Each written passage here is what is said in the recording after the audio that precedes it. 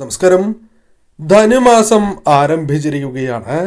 ധനുമാസവുമായി ബന്ധപ്പെട്ട ജ്യോതിഷപരമായ ചില ഫലങ്ങളെക്കുറിച്ചാണ് ഇനി പരാമർശിക്കാനായി പോകുന്നത്.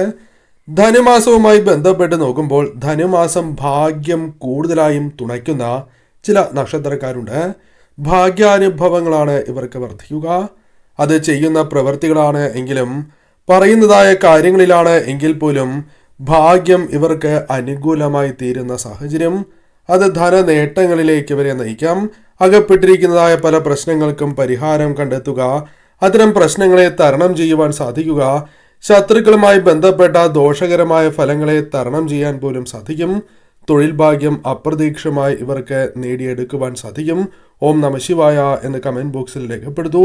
ഭരണി, പുണർദം, പൂയം, ചിത്തിര, ആയില്യം, പുരുരുട്ടാതി, തിരുവോണം നക്ഷത്രക്കാരാണ്. നിങ്ങളുടെ നക്ഷത്രമുണ്ട് എങ്കിൽ രേഖപ്പെടുത്തൂ.